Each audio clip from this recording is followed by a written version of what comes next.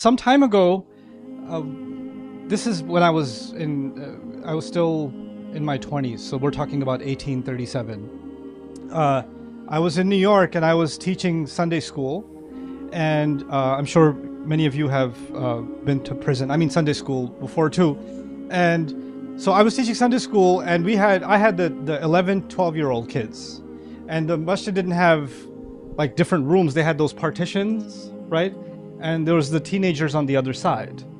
And the teacher for the teenagers was a little bit late. So they were talking to each other, and I'm trying to teach. So I just decided, guys, don't worry about teaching. Let's just listen to the teenage kids. So we were just eavesdropping on the teenagers. Then their teacher showed up, and he said, sit down, sit down. And they all sit down, and then the teacher says to them, I want to know, what is the most amazing story you ever heard? That's what he asked the kids, teenagers. And everybody sort of started participating, answering. Dragon Ball, Transformers, this is ancient, so yeah. And then, X-Men, and people started mentioning certain video games that have a really good storyline. And they started arguing with each other about which story is better and which is not. That happened.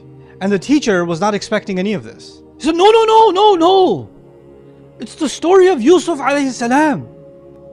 Allah subhanahu wa ta'ala says, نَحْنُ نَقُصُّ عَلَيْكَ أَحْسَنَ الْقَصَصِ. We're telling you the best story. Allah says it's the best story. And the kids are like, oh yeah. The problem with that, it's etched in my mind, that experience, because the kids are accepting the stories of the Quran as the best because they're being told to accept them as the best, not because they feel that they're the best. But when you tell them, hey, there's a new movie coming out, or did you watch the new series? Did you see the new release? There's an excitement. Oh my God, did you see that story? Oh my God, the plot twist at the end. Oh, is the final episode already out? And so I felt like something is deeply missing. Yes, we can have halaqat of tafsir, and we can have khutbahs for Jumu'ah, and we can have all that stuff. But one of the things that every society in history has passed down generation after generation is actually stories, right? Even children's songs are basically stories, right? And stories are so powerful in human history that they are trillions of dollars of industry. Everything from novels to comic books to manga to anime, to action films, to TV series, all of that is what in the end? And stories. And stories are so powerful that even in journalism, the editor has to make the news event, storyboard it, and present it like a story for it to make sense. They can't just tell the news. They have to turn it into a story. And the Quran, the final communication from God to humanity, Allah decided that He could have communicated His wisdom to us any way He chose. He's the owner of all knowledge. And He decides to make one of the most fundamental pieces of the way the Quran delivers its message. One of its most core components is the telling of stories. It's fundamental to the Quran. And it's not just the telling of the story, because Allah isn't just interested in telling you what happened. He tells it in a really compelling, beautiful, thought-provoking way. Now, what's the purpose of a story when somebody goes and watches it on Netflix or on Amazon or HBO, or when somebody watches a short film, or some people still go to the theater, I don't know. But when they go and they watch a movie, what is the reason for which you want to watch a movie? Entertainment, escape from reality, or sometimes it's very gently commenting on your reality in some way, right? So some people are watching something emotional on the TV screen, they're like, why are you crying? Just the pain. They're a paid actor.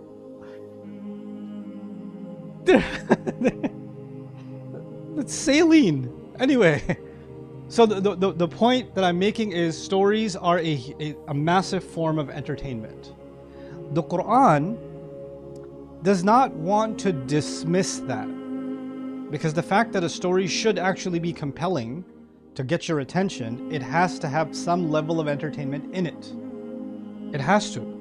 If it's not interesting to you, it won't get your attention. So it's not like I can say, oh, the Quran stories have no entertainment in them. That's incorrect, actually. The Quran stories have no dramatic elements in them. That's also incorrect. But the Quran stories have something all the time, every time, with every piece of the story, there's something there that is just not there in any other story. You know what that is? There's something to take for your life in every part of the story. There's something in that story, fihi dhikrukum, in it, it's actually talking about you. It's touching on you in some way, and myself in some way.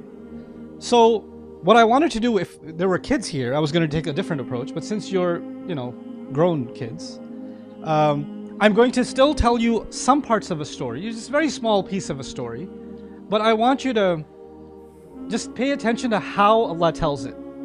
How Allah tells it. And this is personally one of my favorite stories in the Quran. I've talked about it a million times. I'm kind of still debating. Maybe I'll take a vote. Either I'll share with you a scene, just a scene from one of the stories or scenes from Musa alayhi salam, either that one, or one small scene from the life of Yusuf alayhi salam. So you could pick. Show of hands for Musa. Show of hands for Yusuf. All right, you people have a problem. Okay. Let me tell you why you like the story of Yusuf so much. Let me just help you out. I love the story of Yusuf alayhi salam. Yusuf alayhi salam went through so much hardship, just like me. And he had so many people in his own family that were so jealous of him. I know what that feels like. I know exactly what he was going through because I don't know why everybody's so jealous of me all the time. I don't even do anything wrong and I feel like I'm the one that gets thrown under the bus, thrown into jail. Everybody's always criticizing me.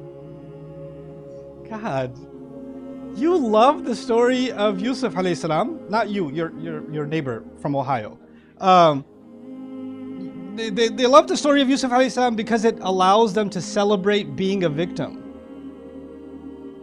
Because now, just like money is currency, crypto is currency, being a victim is also currency. And you can actually make being a victim can be a whole identity. I'm going to make a video about my trauma, and this time I'm going to talk about the trauma and what it does to your driving. And tomorrow I'll make a video about how trauma affects brushing your teeth. If you're really that traumatized, how do you have the time to color correct the camera? And then on top of the celebration of being a victim, there's another interesting thing that's happened, especially in the Muslim scene. You guys don't do this. People in Ohio do this. You guys don't do this. Not Wisconsin either. Okay, so you know what they do? They'll take a picture of themselves while making dua, or while crying, looking up at the sky. Who was holding the camera? And then they'll do it and they'll put a meme underneath. When you only have Allah to turn to. Remember Surah Yusuf. Hashtag Surah Yusuf. You know what that's become?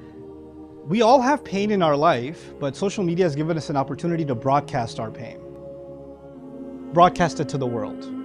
That's what it's done. So what I'm going to share with you a little bit is something about that. Maybe I'll share two things with you, but at least one for starters from the story of Yusuf alayhi salam.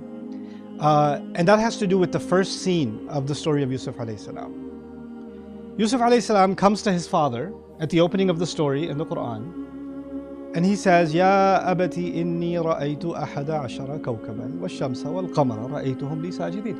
My beloved father, basically saying like, Dad, I love you. I saw 11 stars, the sun and the moon. I saw them doing sajda, prostrating before me. Okay. Who did he tell this to? His father. Okay. And he started by saying, Dad, I love you. Everything in the Quran is significant. Do you guys accept that? Everything in the Quran. There's no extra information in the Quran.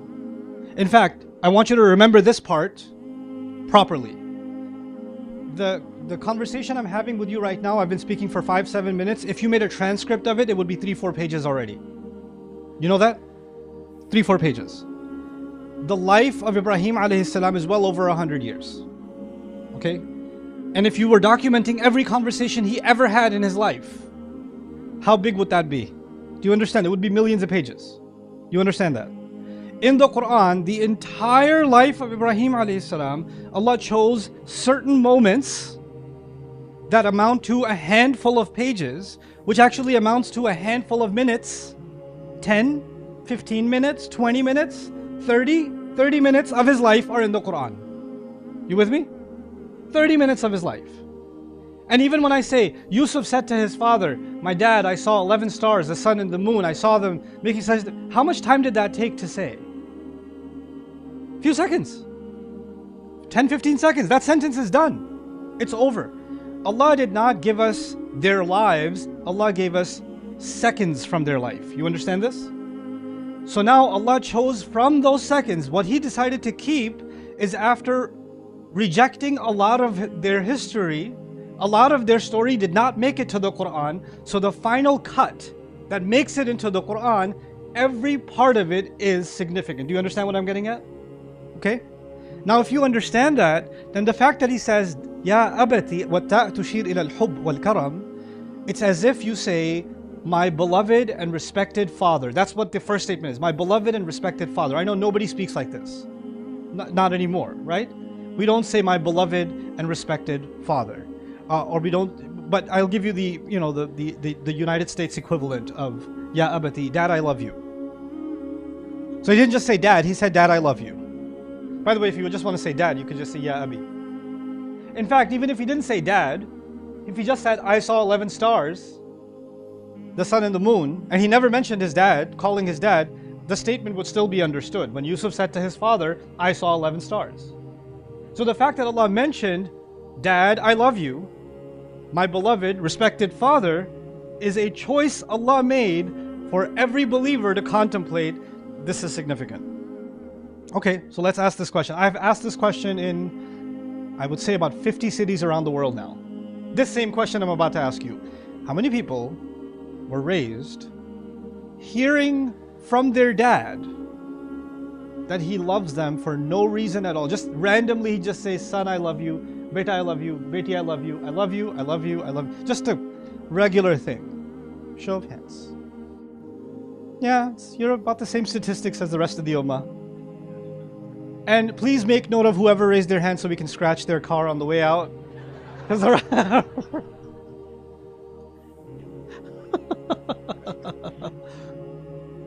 You know what happens in many families?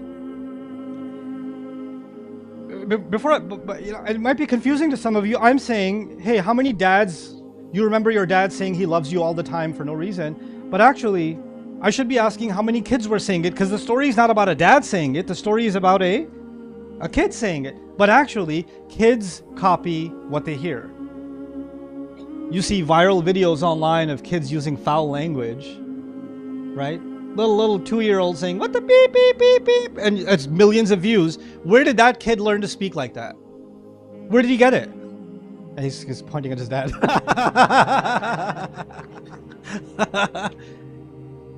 Instagram. Okay.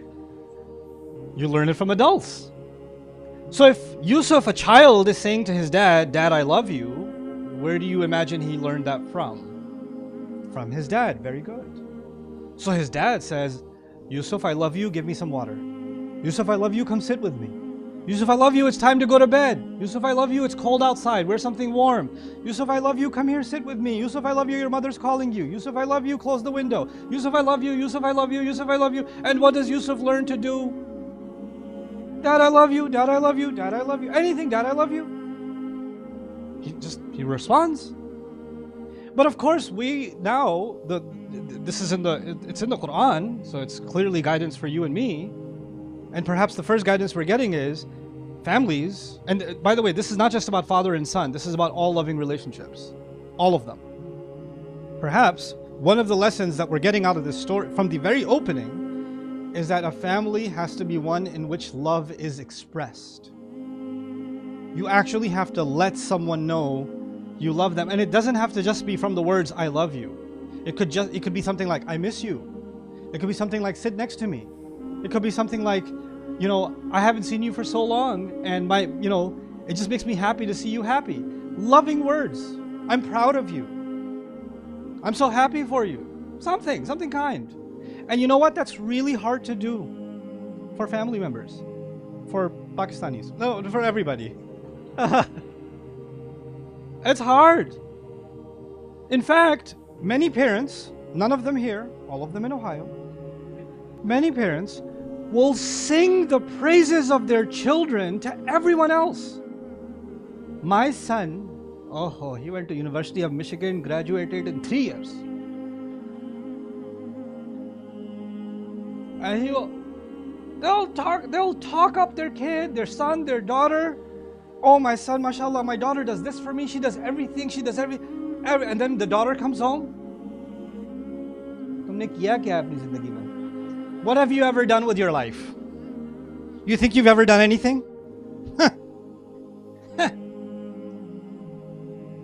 The daughter herself will never hear kind words about herself.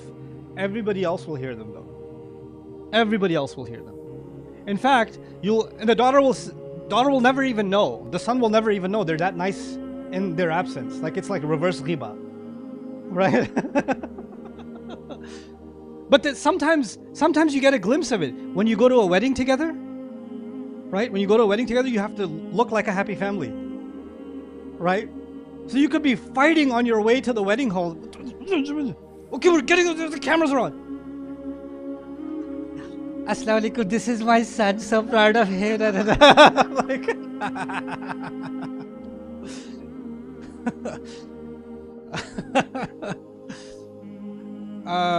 and even the son is like, are you proud of me? I'm confused. Yusuf alayhi salam is teaching us, and his father is teaching us something amazing. You have to be able to express love. By the way, in some families, expressing love is a paid service. You don't get it free. You got to do something for it. If you do this, then your father will make dua for you. Maa ki dua chahiye ki nahi? You want it or not? You want your mom's love? And the only time you might get a hug or a pat on the shoulder or I'm proud of you, if you give some money, if you do what they told you to do, if you gave up what you wanted, if you basically handed control over in some way, that's when you might get a glimpse of love, and it feels so good for those 3 seconds that you felt loved. You're like, I'm going to enslave myself psychologically to my parents for the rest of my life because that felt so good. But they don't give it to you all the time. They'll take it away again. And then the next time they need to exert control, they'll say, if you want love, you better do what I'm saying. And then you hand. So it's not a free service. It comes at a price. So we hold love hostage. The way I'm going to explain this to you, this might sound familiar to some of you, but I'm going to walk you through this. The opening of Surat Yusuf is actually telling us how to love family.